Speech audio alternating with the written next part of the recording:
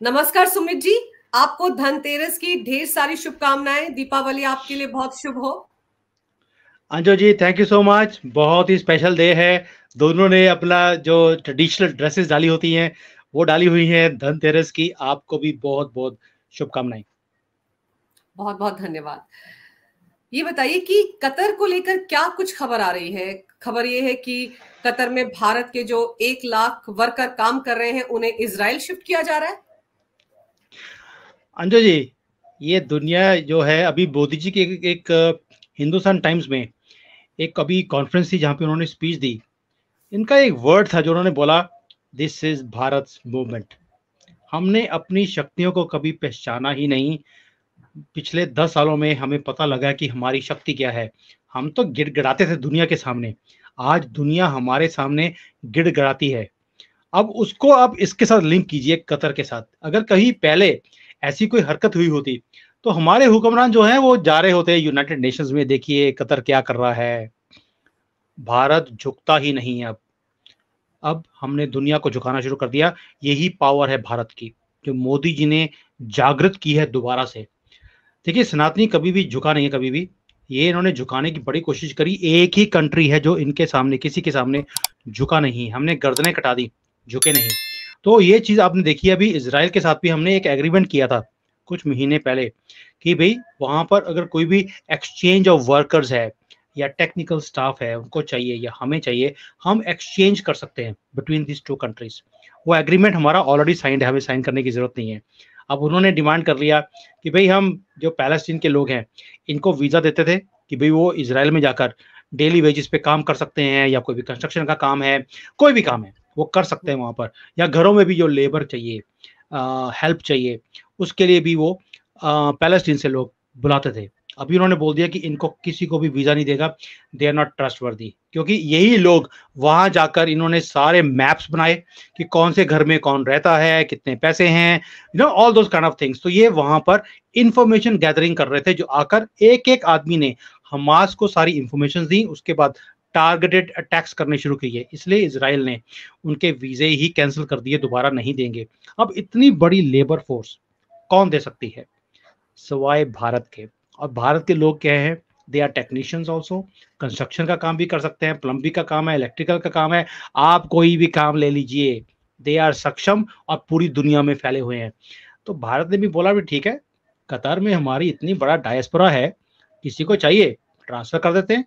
And Israel is a much better country than Qatar. Qatar में तो आपको सांस लेने की भी परमिशन नहीं है if you are a Hindu. तो इसराइल में ऐसा कोई प्रॉब्लम नहीं है। दे हैव द फ्रीडम, आराम से रह सकते हैं, खुल के जा सकते हैं, किसी से बात कर सकते हैं। उन्हें डरने की जरूरत नहीं है भैया ये बुर्का वाली है तो इसको अगर बात भी कर ली तो हमारा गर्दन कट जाएगी। ऐसा कुछ भी नहीं है। Israel is a very open country. अपने रिलीजन को आप फॉलो कर सकते हैं। कतर में ऐसा कुछ भी नहीं है। तो इसलिए उन लोगों को भी, जिसको बोलते हैं कि शायद ऊपर वाला ने सुन ली उनकी, हमारे भगवान ने सुन ली है इनकी, जो कतर में हमारे लोग रहते हैं जो दुखी थे मजबूरी में। देखिए, कोई भी आदमी है मजबूरी में बाहर जाता है काम करने के लिए। अगर उसको अपने कंट्री में नहीं काम मिल रहा होगा तभी वो बाहर गया है। वहां पर भी बेचारे अकेले रहते हैं, अपनी फैमिलीज को लेकर नहीं जाते, सिर्फ इसलिए कि पैसे कमाते हैं और घरों में वापस भेजते हैं। अब ये लोग इसराइल में जाकर सुख चैन की जिंदगी जिएंगे, और जिसको बोलते हैं कि इज्जत से जिएंगे। उन्हें डर के रहने की जरूरत नहीं है, किसी से भी दब के रहने की जरूरत नहीं है। और ये मूव बहुत ही बढ़िया है, because Qatar is dependent on Indian जो हमारे वर्कर्स हैं उनके ऊपर। इनकी सारी कंस्ट्रक्शन इंडस्ट्री हमारे सर पे चलती है, हमारे वर्कर्स के कारण चलती है। उसमें से 1 लाख लोग जो कि पहले ही ट्रेंड थे भारत में, उसके बाद कतर में जाकर भी ट्रेनिंग ली है। दैट मीन्स वो सारा ट्रेंड जो लोग हैं वो वहां से ट्रांसफर हो गए। तो कहाँ से लेके आएंगे लेबर को? चाइना से, जिनकी भाषा भी समझ नहीं आती, और या पाकिस्तान से, जो आएंगे काम करने के लिए और चोरी करके कुछ ना कुछ ले जाएंगे, या भाई भीख मांगने शुरू कर देंगे, क्योंकि इंटरनेशनल भिखारी तो ये पहले से ही हैं। तो आप सोच के देखिए, 1 लाख लोग इमीडिएटली ट्रांसफर होना एक कंट्री में से, उस कंट्री का हालत क्या होगी। तो ये भी एक पावर दिखाने का तरीका होता है कि दिस इज अवर पावर। और जी। इसको अब हम यूज करेंगे diplomatically also, economically also, and also give a better opportunity to our diaspora. इसी को बोलते हैं master strokes. Sumit ji, master stroke तो ये है। और क्या इसको वो जो भारतीय नेवी के पूर्व अधिकारी इस वक्त कतर में हैं, जिनको फांसी की सजा सुनाई गई है, भारत लगातार कोशिश कर रहा है कि वो रिहा हो जाए, उस मामले से जोड़कर देखा जा सकता है क्या? इसीलिए आप इसको मास्टर स्ट्रोक कह रहे हैं? मेरा इशारा उधर ही था कि भी ये मास्टर स्ट्रोक है। उन्होंने तो ये डिक्लेयर किया है कि हमने आपके 8 नेवी के लोगों को हमने फांसी पे चढ़ाना है। हमने कतर को ही फांसी पे चढ़ा दिया। यही यही बोलता हूं मैं, मास्टर स्ट्रोक इसी को बोलता हूं, अपनी पावर। आप सोच के देखिए, 1 लाख आदमी एकदम से निकल जाएगा, कतर का क्या होगा? और उसको भरने के लिए, उतने आदमियों को भरने के लिए कितना टाइम चाहिए? और जो प्रोजेक्ट चल रहे हैं उसकी टाइमलाइंस होती हैं कि इतने टाइमलाइन में हमें ये प्रोजेक्ट्स को पूरे करने हैं, कमिटमेंट्स होती हैं, उसके ऊपर फिर डिफॉल्ट के जो है उसके बाद क्लॉजेस लगने शुरू हो जाएंगे। तो इसलिए हमने भी छोटा मोटा नंबर की बात नहीं कर रहे। 8 वर्सेस 1 लाख, इसी को बोलते हैं मास्टर स्ट्रोक। तभी मैं बोल रहा हूँ, हमने उनकी इकोनॉमी को हिलाने के लिए वो कदम उठाया है और वो पॉलिसी बनाई है कि भाई अब हमने तुम्हें छोड़ना नहीं है। Yes, we are not only doing this thing only कि हमने अपनी ताकत दिखा दी, 1 लाख बंदा वहां से निकाल देंगे। हम डिप्लोमेटिकली भी बात कर रहे हैं उनसे। हमने ऑलरेडी कोर्ट के अंदर जो उन्होंने जो भी किया है, वहां पर जजमेंट दी है, उसके खिलाफ भी we are going to stand, we are going to appeal. Government of India उसके ऊपर काम करेगी and we are going to fight the case. छोड़ने वाले नहीं है वो। भाई हमारा एक अभिनंदन पकड़ लिया था, पूरे पाकिस्तान की जो टांगे हैं वो कांप रही थी। उनके जो जनरल थे उसके मसीने पसीने पे वो आ गए थे, पसीने आ गए थे कि भारत अटैक करने वाला एक आदमी के लिए। यहाँ तो 8 हैं, तक कतर को छोड़ने वाले नहीं हम लोग। उसको कतर कतर के खत्म कर देंगे हम लोग, ये हालत है हमारी। तो इसलिए ये मास्टर स्ट्रोक में इसलिए बोल रहा हूँ, we are not going to spare any country now. और भाई मलेशिया ने हमें हल्का सा कश्मीर के ऊपर आंखें दिखाने की कोशिश करी थी जब 370 हमने खत्म किया था। हमने उनका पाम ऑयल बंद कर दिया। 1 महीने में उनके प्रधानमंत्री को रिजाइन करना पड़ा था बिकॉज इकोनॉमी का फटा बैठ गया था 1 महीने में। ये है भारत की ताकत और ये है हम दिखाना चाहते हैं और दिखा भी रहे हैं। और दिखाएंगे क्यों नहीं, क्योंकि ये एक्चुअल ताकत है हमारी। अगर इसको अभी यूज नहीं करना तो कब यूज करना है? बिल्कुल, टाइमिंग बहुत खतरनाक है ना। और दूसरा ये है कि जो कतर है वहां पर तो मैंने सुना है कि 6 लाख इंडियन डायस्पोरा के लोग रहते हैं। तो धीरे धीरे तो अगर अभी 1 लाख गए हैं, उसके आगे भी काम जब बढ़ेगा इजराइल में, वहां तो काम बहुत ज्यादा होने वाला है। तो उसके बाद तो ऐसा लग रहा है कि अगर ये सारे के सारे वहां सड़क है, तब तो कतर के पर अपने आप कतर जाएंगे। देखिए 6 लाख बोलते हैं, is more than 6 lakh people. इस मेरे आंकड़े हैं, about 7 lakh people are working in Qatar. लेकिन आप देखिए क्या होता है जब एक वेव शुरू होती है। भाई भारत ने अगर एक विंडो खोल दिया इजराइल के अंदर हमारे वर्कर्स के लिए, तो यही नहीं है कि सिर्फ कतर से जाएंगे और सिर्फ इजराइल जाएंगे। Then other countries also say भाई इतना डायस्पोरा, बिकॉज अभी तो किसी को नंबर ही नहीं पता कि भारत का डायस्पोरा कितना बड़ा है बाहर की तरफ, और ये कितने स्किल्ड लेबर के लोग हैं। हर एक कंट्री को चाहिए। आज अगर यूरोप में इमिग्रेशन का इशू है या अमेरिका में इमिग्रेशन का इशू है, इसलिए उन्हें वर्कर चाहिए, उन्हें मिलते नहीं है। जो भी अप्लाई करता है उसको अंदर आने देते हैं, और आज उन्हें संभालना मुश्किल हो गया बिकॉज सारे चोर चक्के, सारे जो ना, कोई जिहाद करने आ रहा, कोई भी आ रहा है तो उनको एंट्री दी जा रही है। Now what is going to happen, they are going to ask Bharat से कि भाई अगर आपके पास इतने स्किल्ड लेबर है, हमें तो स्किल्ड लेबर की जरूरत है, आप हमें दे दीजिए, can you provide? Then it is going to be a tool in our hands कि कहाँ पे किसको भेजना है और किसको टाइट कर रहा है। अब सब दुनिया के जो स्क्रू है वो हम टाइट करने वाले हैं। यही चीजें है जो मैं यहाँ पे एक दुश्मन कंट्री में बैठकर भी महसूस करता हूँ। And you can feel that कि एक गर्व है हमें कि क्या ये भारत की ताकत है जो हम दिखा रहे हैं आज की डेट में और उसे यूज कर रहे हैं। ये डायस्पोरा कुछ छोटा नहीं है, 2.5-3 करोड़ लोग हैं जो पूरी दुनिया में बसे हुए हैं भारत के। We can use them anywhere, whoever is friendly with us. तभी एक बात शुरू होती है हमेशा, friendly nations and non friendly nations, friendly shoring, ये सारी जो चीजें हैं। अब हम टारगेटेड कंट्रीज में जाकर अपने बंदों को भेज सकते हैं, वहां की इकोनॉमीज में हेल्प कर सकते हैं, and a two way exchange programs कर सकते हैं जैसे हमने इजराइल के साथ किया है। मैं इजराइल गया हूं और इजराइल में जो तरक्की है, मैं तो हैरान रह गया था। इतनी छोटी सी कंट्री और क्या उनके पास टेक्नोलॉजीज हैं भाई, it was beyond my imagination. मैंने कभी इमेजिन नहीं किया था कि Israel can be that developed country. और सारा रेगिस्तान है वहां पे, एक तिनका भी उगता नहीं है, और उन्होंने अपने अपने लिए भी खेती करिए, बिना मिट्टी के वो खेती करते हैं वहां पर, बिना पानी के खेती करते हैं, एंड कोई केमिकल्स यूज नहीं करते। 90 लाख लोगों की अगर फूड की रिक्वायरमेंट है तो वो 10 गुना ज्यादा उससे प्रोड्यूस करते हैं। दे आर एक्सपोर्टर्स, और वहां पर रेगिस्तान है वो। और वो टेक्नोलॉजीज को मैं भारत में भी लेके आने की मैंने बड़ी कोशिश करी, लेकिन जो हमारे हुक्मरान है आपको मालूम है, ये भी तो जिसको बोलते हैं कि आराम से चलते हैं, they take so much of time. हमारे पास इतना टाइम नहीं होता कि हम महीनों महीनों इनके पीछे पड़े रहें। But this is where Bharat has done a very beautiful thing. हमने एक्सचेंज प्रोग्राम्स, जैसे कि मुझे कई बार ऐसे लगता है मोदी जी को ना कोई एक सिक्स सेंस है उनके पास। उनको जैसे पहले ही पता लग जाता है कि भाई ये कुछ होने वाला है, पहले से एग्रीमेंट कर लिया इजराइल के साथ, और उसका फायदा अब हमें मिलने वाला है। सुमित जी, मोदी सरकार ही है, पीएम मोदी ही हैं जो बार बार स्किल्ड वर्कर की तरफ बात करते हैं। वो कहते हैं कि अगर आपने 10वीं की है तो उसके बाद भी कुछ हाथ का काम सीखिए। अब देखिए ना, पहले तो इस तरह की बातें नहीं हुआ करती थी। पहले तो सबको लगता था कि एमए बीए कर लो और रोजगार तलाशना शुरू कर दो और कह दो सरकार ने तो नौकरियां नहीं दी। लेकिन मोदी सरकार ने सबसे पहले लोगों से कहा कि हाथ का हुनर पहचानिए, हाथ से काम करना सीखिए। कोई ना कोई काम अगर आपको आता होगा तो आपको खुद ब खुद स्वरोजगार की तरफ आप चले जाएंगे। और अब ऐसा लग रहा है कि, और ये भी सच है कि भारत सबसे यंग कंट्री से माना जाता है। सबसे ज्यादा अगर आबादी भारत में है तो सबसे ज्यादा लोग भारत के बाहर जाकर काम कर सकते हैं। तो अब लग रहा है कि इस जो एक नई मार्केट खुलेगी, एक तरफ तो कतर को सबक दिया जा रहा है और दूसरी तरफ अगर इजराइल में भारत के स्किल्ड वर्कर्स जा रहे हैं तो और कंट्रीज भी तो डिमांड करेंगे ना, जैसे आप कह रहे हैं। तो लगता है एक नई मार्केट रोजगार की दिशा में खुलेगी। अंजू जी, जो स्किल डेवलपमेंट के प्रोग्राम की बात करती हैं आप कि you should go for skill development. मैं खुद बिजनेसमैन हूँ, I work in as a consultant. मैं हमेशा लोगों को बोलता हूँ कि भी जो आपके बच्चे हैं आज की डेट में, बेशक वो अभी 5th क्लास में है, 6th क्लास में, इन्हें स्किल डेवलपमेंट की तरफ लेके जाइए। क्यों? ये चीजें मैं चाइना में देखता हूँ। यहाँ पर बच्चे बच्चे को बचपन से स्किल्स के ऊपर काम करते हैं। सबके पास कोई ना कोई हुनर है। आप बिलीव कीजिए, मैं आज एक मेरे क्लाइंट है, उनके पास मैं गया तो वो इलेक्ट्रिकल प्रोडक्ट्स बनाते हैं। उनका एक बच्चा है जो 5th क्लास में पढ़ता है, and he was in their factory. वो सारे अकाउंट्स का काम वो देख रहा था। 5th क्लास का बच्चा सारे बिलिंग का काम वो देख लेता है, पूरे वो कैलकुलेशंस कर रहा था कि भाई सारे अकाउंट्स मेरे ठीक हैं कि नहीं है।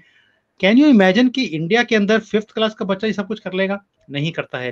तो यही एक फर्क है कि बचपन से जो आप आदतें डाल देंगे, अगर उसको टीवी देखने की आदत डालेंगे वो टीवी देखता रहेगा, वीडियो गेम्स की आदत डालेंगे वो वीडियो गेम देखता रहेगा।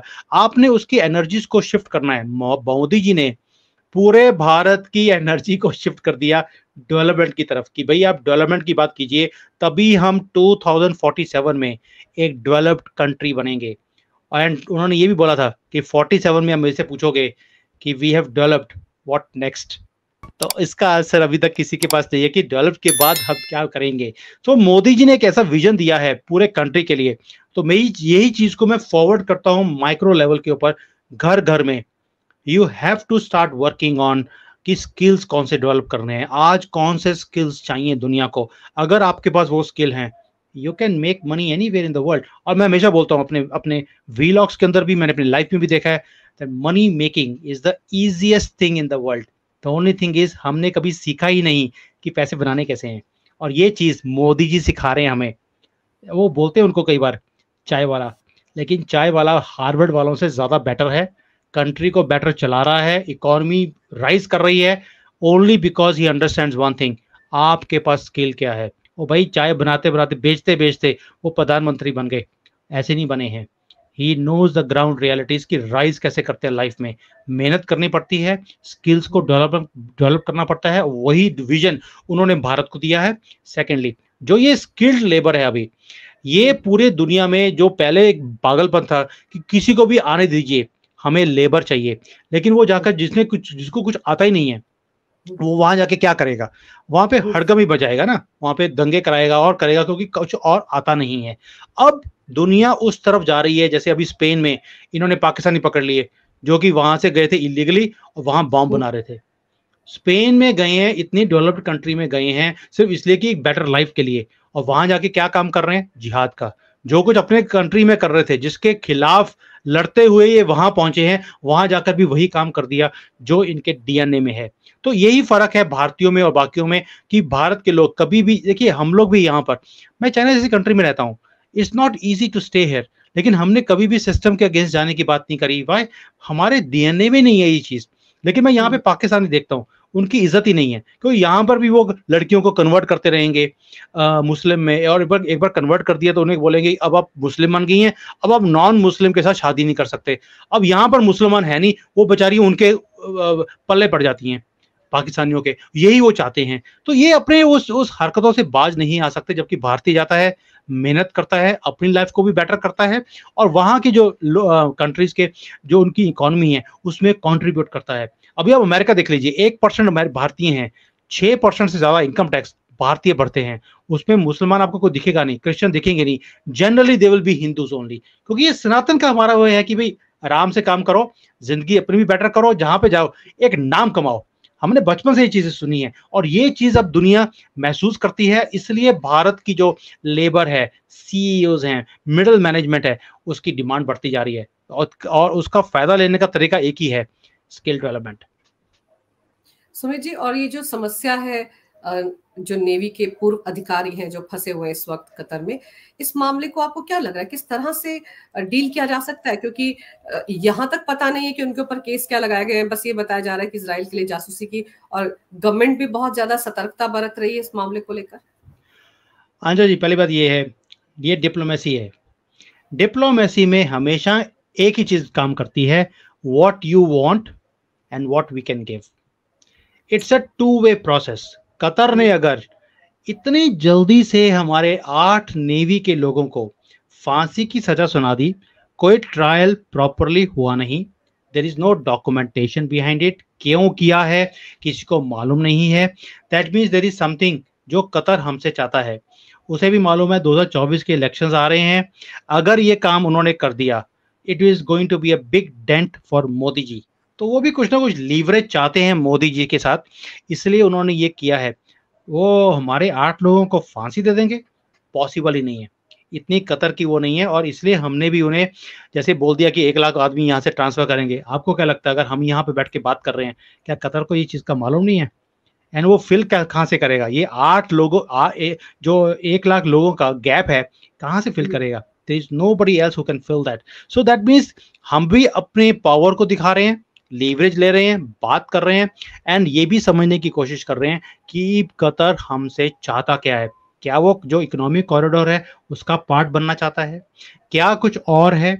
क्या वो इसलिए कर रहा है बिकॉज हम इजराइल को सपोर्ट करते हैं और कतर हमास को करता है? मैं पैलेस्टीन की बात नहीं कर रहा हूँ, वो हमास को सपोर्ट करता है। क्या इसलिए हमारे ऊपर ये प्रेशर डाला जा रहा है, या किसी और के कारण? क्योंकि कतर के जो रिलेशंस चाइना के साथ हैं बहुत ज़्यादा स्ट्रांग हैं, एंड वी नो कि कैसे टूल किट्स क्रिएट की जा रही हैं पूरे दुनिया से मोदी जी को हराने के लिए। क्या ये उस टूल किट का पार्ट है? सो ये कई चीज़ें हैं जो मुझे समझ आती हैं कि it can be any of these things, लेकिन वक्त बताएगा कि एक्चुअल रीज़न क्या है और कतर हमसे चाहता क्या है, या किसी और ने किसी के कहने पर कतर से ये हरकत करवाने के लिए बोला है। हमारे ही देश में से जो बाहर जाते हैं हर एक महीने फॉरेन के ट्रिप करने के लिए, टूल क्रिएट कराने के लिए, क्या उनके इशारों पे हो रहा है?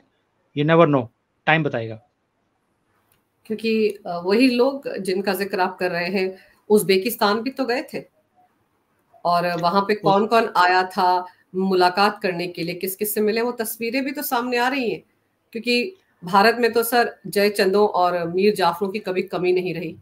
हमें बाहर के लोगों ने क्या हराना था, हमें तो हमारे अपनों ने ही हराया है। अगर अंग्रेज भी हम पर हुकूमत करते रहे इतने सालों तक, तो वो भी हमारे अपने लोगों की वजह से ही हुआ। तो क्या पता इस खेल के पीछे भी भारत के अंदर बैठे हुए वो लोग जिनको मोदी से बहुत ज्यादा चिढ़ है, जो मोदी सरकार को हटाना चाहते हैं, उन्हीं का रचा हुआ ये प्रोपेगेंडा हो। कोई बड़ी बात नहीं है। और जब आप कोई भी चीज़ें देखती हैं, आपको डिफरेंट डिफरेंट पॉइंट्स को जब जोड़ेंगी तो एक पूरी तार दिखती है आपको, ये पूरा इंटरकनेक्टेड है। और जैसे ही कतर ने अनाउंस किया, इमीडिएटली वहाँ चले गए। उज़्बेकिस्तान में हमने आपके साथ शो भी किया था इसके ऊपर कि कौन गया था। I think we were the first ones to talk about it कि किसको मिले हैं। समांथा से मीटिंग करी है वहाँ पर, जो कि रेजीम चेंज की एक्सपर्ट है पूरी दुनिया में, और वहाँ पर जाकर इन्होंने क्या बातें करी होंगी, क्या उन्होंने रिक्वेस्ट किया है। एंड यूएसए का बहुत बड़ा लीवरेज है कतर के ऊपर। So we understand all this things कि ये चाहते हैं कि कोई ना कोई ऐसी हरकत की जाए, क्योंकि राहुल गांधी ये हमेशा एक बात कहता है कि मेरे पास एक कार्ड है जो मोदी को हराएगा। वो कार्ड कौन सा है? कोई ना कोई ऐसी टूल किट है जिससे लोगों की जो विश्वास है या जो उनको प्यार है मोदी जी के साथ, वो खत्म हो जाए। हमारे अगर 8 नेवी के लोग वहां पर फांसी पे लटक जाते हैं, आप देखिए मोदी जी के लिए जो थोड़ी सी रिस्पेक्ट है वो कम हो जाएगी कि भाई आप दुनिया भर में बोलते हैं कि मेरी डिप्लोमेसी बहुत अच्छी है और ये आपकी डिप्लोमेसी है। तो लोगों को एक मुद्दा मिलता है, स्पेशली ऑपोजिशन को, मोदी जी को घेरने के लिए। लेकिन मोदी जी भी कच्ची गोलियां नहीं खेले हुए। अगर वो पहले प्रेडिक्ट कर सकते थे कि इजराइल के अंदर ये वॉर होने वाली है और वहां पर एक्सचेंज प्रोग्राम की जरूरत पड़ेगी, उन्होंने पहले ही एग्रीमेंट कर लिया था। आई थिंक सो उनके ऊपर एक ऐसी स्पिरिचुअल पावर मुझे फील होती है हमेशा कि इनके पीछे है, जो उनको पहले से सिक्स सेंस में बता देती है कि क्या होने वाला है। तो अगर वो वहां पर प्रेडिक्ट कर सकते थे तो ये राहुल गंदगी और इनकी जो सारी जमात है, ये कौन सी गंदगी फैलाने वाले हमारे देश में, वो पहले से भांप लेते हैं और उसका तोड़ और जवाब पहले से तैयार होता है। I think so he will be able to win this also. ये कुछ भी करते रहे, इनके सारे पैंतरे फेल होने वाले हैं। This I can predict you right now.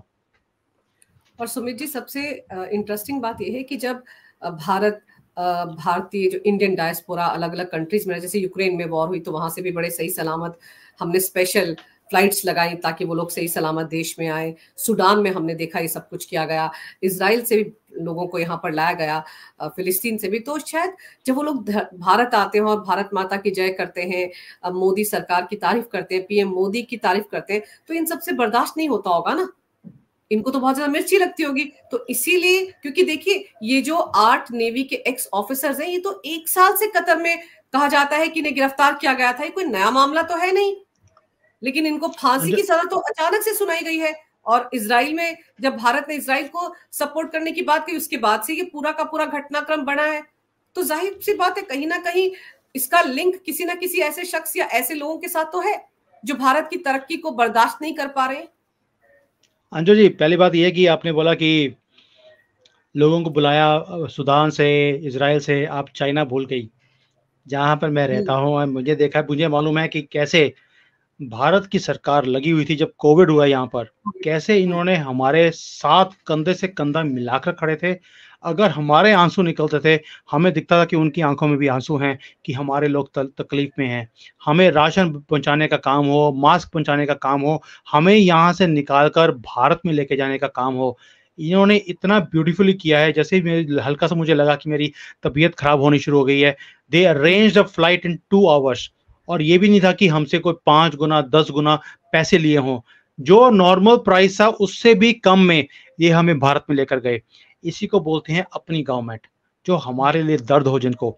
और जो फॉरेन मिनिस्ट्री है सारा टाइम हमारे टच में थी, इसलिए हम भी अगर रिस्पेक्ट करते हैं मोदी जी को, जबकि हम तो वोट भी देते नहीं है मोदी जी को, we are useless for him. हम बाहर रहते हैं, कभी कई बार वहां पर आ नहीं सकते, because of pre engagements for the elections. तो फिर भी अगर हमारे बारे में इतना कुछ सोचते हैं तो इसलिए हमें प्यार है। और यही चीज ऑपोजिशन को तंग करती है कि मोदी जी को लोग प्यार करते क्यों हैं। प्यार इसलिए करते हैं क्योंकि वो काम करते हैं, उन्हें भी हमारे लिए उतना ही दर्द है। जब आप हमारे लिए दर्द रखेंगे तो हम भी आपके लिए दर्द रखेंगे। अंजू जी, देखिए कितने और लोग हैं, मुझे बुलाते हैं अपने शोज के ऊपर। आई समटाइम्स से नो, मेरे पास टाइम नहीं होता, बट बिकॉज मुझे लगता है जब मैं आपके शो पे आता हूँ, मुझे दिखती है वो भारत के लिए प्यार दिखता है, एक जज्बा है। और आपको लगता है कि नहीं, मुझे ये देश को आगे लेके जाना है, इसमें कुछ गलत नहीं होना चाहिए। और जो तरक्की का रास्ता अभी मोदी जी ने दिखाया है, ये आगे बढ़ना चाहिए। I also say yes to you. कई बार रात को 1 बजे भी आप मुझे होती है तो वी डू द शो कि कल सुबह आपने डालना है। सो ये जो चीजें हैं, यही चीज होती है। देखिए ये 2 वे प्रोसेस है। आज हम राहुल गंदगी के साथ, हम गंदगी वर्ड यूज करते हैं उसके लिए, जबकि करना नहीं चाहिए। इतनी पुरानी फैमिली है जिन्होंने राज किया हमारे ऊपर। यही फर्क है कि हम उनके साथ अपने आप को कनेक्टेड ही फील नहीं करते, क्योंकि उन्होंने हमारे साथ कनेक्शन ही कभी क्रिएट नहीं किया, ना भारत के साथ, ना भारत की संस्कृति के साथ, ना हमारे किसी भी चीज के साथ नहीं। उन्होंने राज किया, अगर सेवा की है तो मोदी जी ने की है, और इसलिए हम भी उनके साथ वैसे ही जुड़े हुए हैं। और यही चीजें ऑपोजिशन को तंग करती हैं। बिल्कुल यही चीजें अपोजिशन को तंग करती हैं और 2024 बिल्कुल सिर पर है। और जैसा कि हम अपने प्रोग्राम्स में कई बार कहते हैं, आप कई बार कहते हैं कि अभी तो पता नहीं कितने सारे टूल किट आएंगे। अभी तो ये जो नया टूल किट कतर वाला है, इसका जवाब तो खैर मोदी सरकार बड़े अच्छे तरीके से दे रही है, डिप्लोमेटिकली दे रही है। और ये मार जो है 1 लाख वर्कर अगर वहां से चले जाते हैं तो ये मार कई सेक्टर्स को लगेगी कतर के। और उसके बाद कतर सीधा खड़ा हो पाएगा या नहीं इकोनॉमिकली, वो भी बहुत बड़ा सवाल है। लेकिन फिर यही तो मोदी सरकार की काम करने का तरीका है कि सीधे बात करते रहिए, लेकिन पीछे से हम कहते हैं ना वो पंजाब में गुज मार, ये बिल्कुल उसी तरह की मार जिसको कि कतर को समझना होगा। लेकिन हम लोग फिलहाल तो ये प्रार्थना कर रहे हैं कि हमारे जो 8 नेवल ऑफिसर वहां पर मौजूद हैं वो सही सलामत रहें और भारत सरकार उनको सही सलामत स्वदेश ले आए। आपने इस मामले पर विस्तार से चर्चा की, तमाम जानकारी मेरे दर्शकों को दी। सुमित जी, इसके लिए आपका बहुत बहुत धन्यवाद। नमस्कार। भारत माता की जय हो। वंदे मातरम। वंदे मातरम।